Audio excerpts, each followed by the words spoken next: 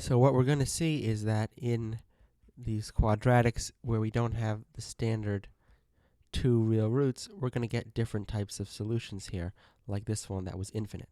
But this one is not going to be infinite. It's going to be different than that. So what we can start with is this shortcut that we did in the last video of starting with the discriminant to see if there's going to be real roots or not. So for b squared minus 4ac, we will get 25 minus 4 times 4 times 3, so minus 48. Again, I just counted up the negatives. When there's an odd number of negatives being multiplied, the final number is negative. And so here we get negative 23. A negative discriminant means there are no real roots. So if we draw the graph, the parabola will not touch the x-axis. But be careful, because the leading coefficient is negative, the parabola is pointing downward. So it's going to look like this, where the entire graph is below the x-axis. So here in the inequality, we're being asked to find where is the parabola greater than 0? Where is it above the x-axis? And that is nowhere. It never goes above the x-axis. So the answer here is no solution.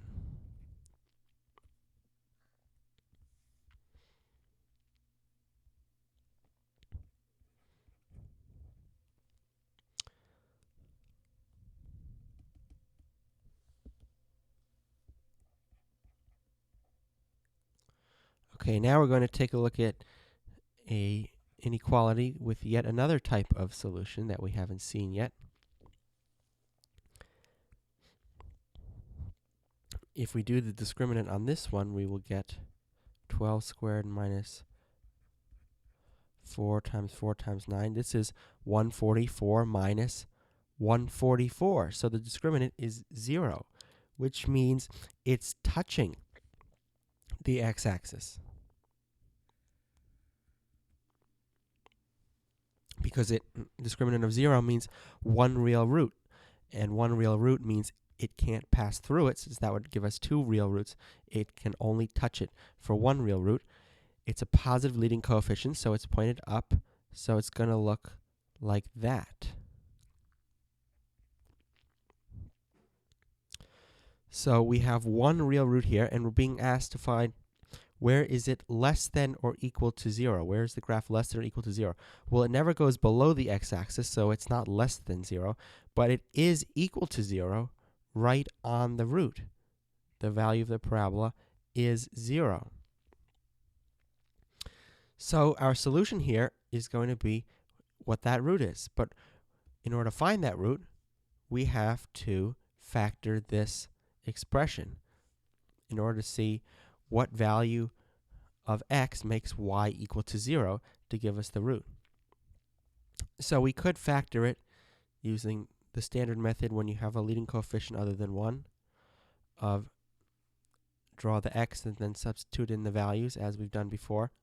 But if you remember, there was a shortcut formula for factoring this type of problem. If you notice that the a and the c terms are both perfect squares, this is likely going to work. You just take the square root of the a term is 2, the square root of the c is 3, and we get 2x plus 3 squared. Now just make sure that works. 2x plus 3 times 2x plus 3. This is the formula we're using here, in case you forgot.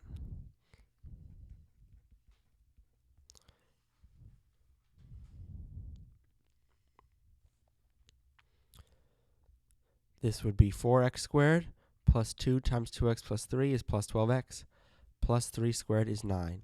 So it works. So this is the factored form of this expression. What value of x is going to make it equal to 0? That would be x of negative 3 over 2. And that is our solution here. negative 3 over 2 is the only value for x that makes this inequality true, because it's never less than 0. We basically just turned it into an equal sign.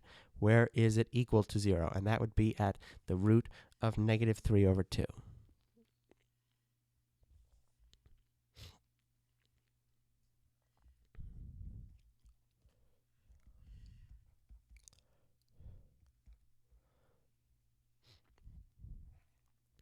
Now notice here that we once again have where this special factoring pattern is going to work, because we have square root of 9 is 3, square root of 16 is 4. They're both perfect squares. We can do the discriminant just to confirm that. Actually, 24 squared is going to be a high number, so perhaps we will skip that. But if we had done the discriminant first here, proving that there's only one root, this did prove that this factoring pattern would work, because this factoring pattern works when we have one term being squared, which produces only one root. So it all ties together. When discriminant is 0, there's one root. When there's one root, it factors into this kind of expression using this formula. Anyway, so in this one, if we assume that this formula is going to work, well, actually, the first thing we will do is factor out a negative from the whole thing to just make it easier. And so if we assume the formula is going to work, we take square root of 9 and square root of 16, so we get negative 3x plus 4. Sorry, 3x minus 4. When there's a minus here, there's a minus there. Squared, and don't forget to bring over the negative there. Actually, it doesn't really matter for this problem, but I still want to keep it there, just to be correct with everything. And so the root of this parabola, if we were to set it equal to 0, let's just show that, the root is going to be 4 over 3. That's where the parabola is equal to 0. Because it's a negative leading coefficient, the parabola is pointed downward, and it touches once at the root of 4 over 3, right there. But what we want to know is, where is it greater than 0? Where is the inequality, the parabola, greater than the x-axis? And that is nowhere, because it only touches the x-axis. It never goes above it. So there is no solution here.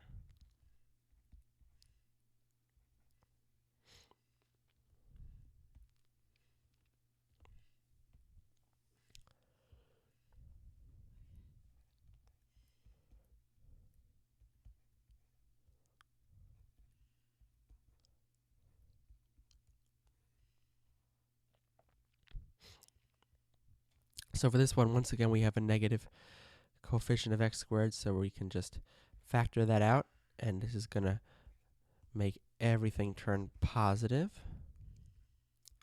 And you should be able to pretty clearly see here that the way to factor this best would not be to do this method with such high numbers. It's to notice that 25 and 49 are perfect squares.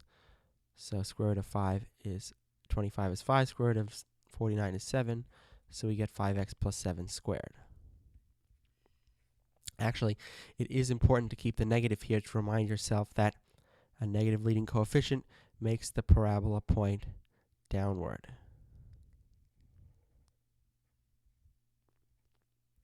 And here we want to know where along this parabola is it less than 0, so below the x-axis. Well, you might say, well, it looks like it's below the x-axis everywhere. But don't forget, not right here at the root where it touches the x-axis. At that point, it is equal to 0, not less than 0. So it is less than 0 everywhere except the root. So in order to find out the answer, we need to figure out what is the root where it's not equal to 0. From this factored form, we can see that it is negative 7 over 5. So what we can do, if we treat this x-axis sort of like a number line, is put an open circle around the root of negative 7 over 5 to show that that does not work for this inequality. But anywhere less than that value works, and anywhere greater than that value works. So if it's all solutions except for negative 7 over 5, we can write that in an inequality form by saying x is less than negative 7 over 5 or greater than negative 7 over 5.